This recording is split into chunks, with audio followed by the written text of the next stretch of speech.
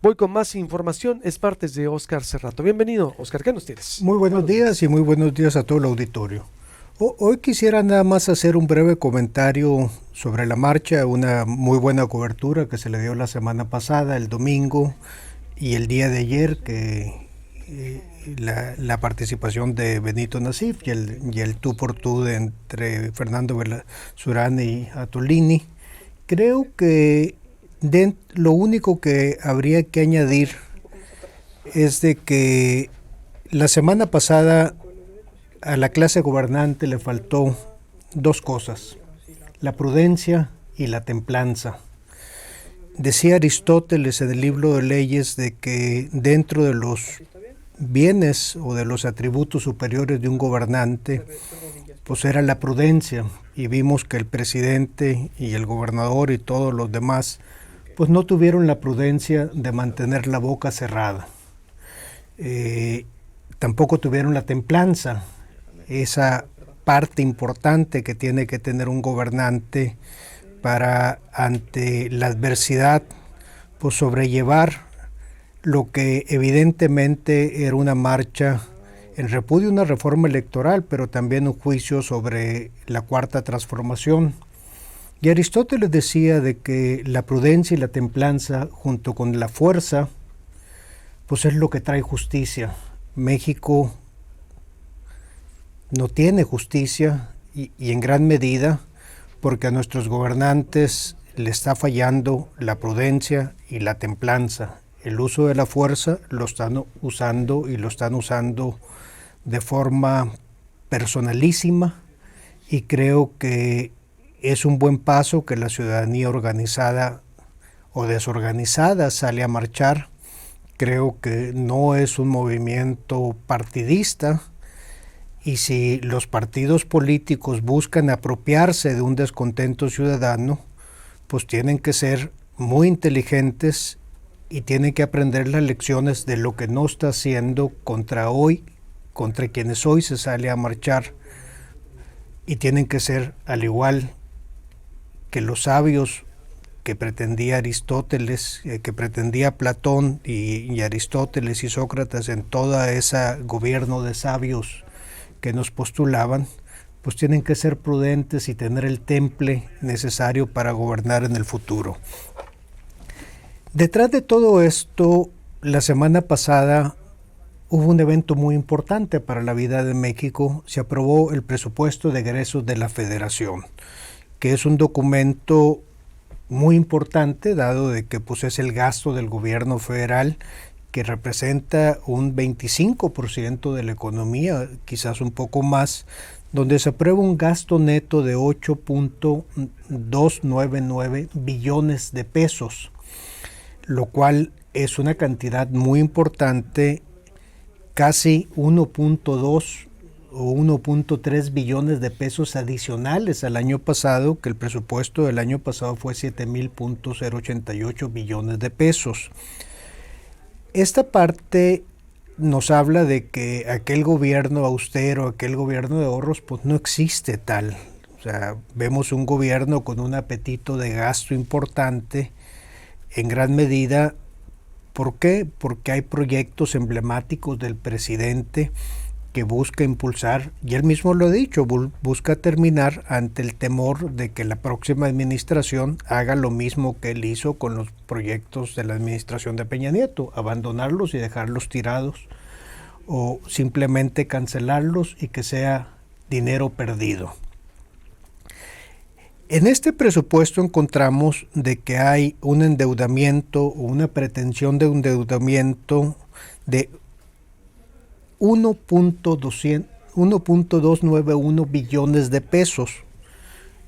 De lo que piensa gastar el gobierno federal, el 13% de los recursos va a ser de deuda adicional sobre una deuda de que ya estamos en 14.3 billones de pesos, y la proyección del gobierno federal es llegar a 15.5 billones de pesos de deuda.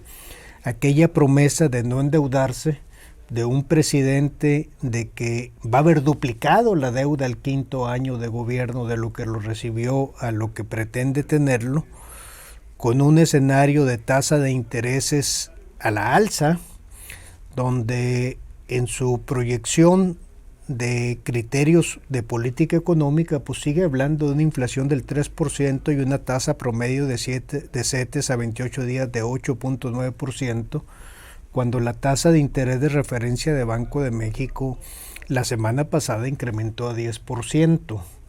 O sea, el 10%, si lo fuéramos lineal, que no es el caso, sobre 15 billones de pesos, pues estamos hablando de 1.5 billones de pesos de costo financiero.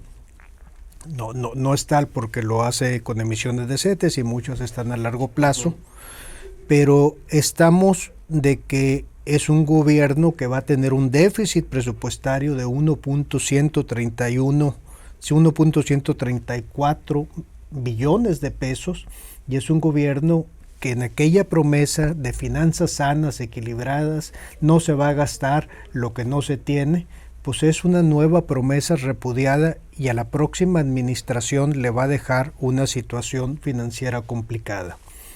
¿Qué pasó en la Cámara de Diputados? Pues en el monto no se le cambió ni un solo peso, ni a la ley de ingresos, ni al debate hubo. Ni al presupuesto. Sí, hubo un debate ramplón y hubo una gran discusión sobre reasignaciones del orden de los 7,000 millones de pesos, lo cual porcentualmente sobre los 8 billones de pesos, pues en realidad no es tanto el porcentaje que se cambió. ¿A quién se le quitó dinero? Se le quitó dinero al Instituto Nacional Electoral, se le quitó dinero al Consejo de la Judicatura, principalmente, que es parte de lo que comentaba la semana pasada. ¿Y a dónde se va? Se va a Bienestar, al proyecto clientelar con el cual ha garantizado el voto, un voto duro de Morena, de quien recibe dádivas, y al Poder Judicial la semana pasada en el debate se le quita 1,000 millones de pesos, que es la creación de aquel fondo para fortalecer las policías locales cuando se discutió la reforma en materia de Guardia Nacional, de que había que pasarle la Guardia Nacional al Ejército, y para paliar un poco el golpe hay que fortalecer a las policías municipales, que por cierto ya les quitaron las participaciones federales que había en materia de apoyo a las policías y la seguridad a los municipios. Entonces, en vez de recortar un programa clientelar o un programa emblemático, pues le quito a la función de justicia y se lo doy a la función de policía 1,000 millones de pesos, lo cual es un grave error en un país que tiene problemas de justicia. Esto nos trae a que el día de hoy el gobernador va a presentar su iniciativa de ley de ingresos y presupuesto de ingresos del Estado. Sí, hoy lo presenta. Sí, porque tiene que ser antes del 15 de Tradicionalmente se presenta el día 15. Hoy es el último día, ¿no? Sí. Y ya ha venido anunciando de que va a ser un presupuesto entre 72,000 y 74,000 millones de pesos.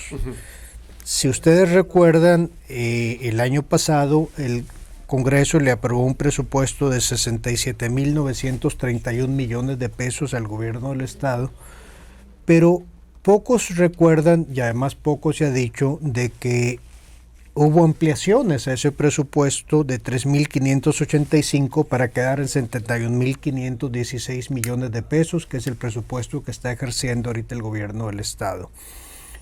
Las tasas de interés que el gobierno del Estado paga ahí son lineales. Hay una deuda de 22,500 millones de pesos aproximadamente al 30 de septiembre, pues con un presupuesto de pago de impuestos de 1,600 millones de pesos, pues a tasas de interés de 10%, si no hubiera un sobrecosto, que sí lo hay, pues estaría pagando 2,200 millones de pesos. Hacen falta 600 millones de pesos.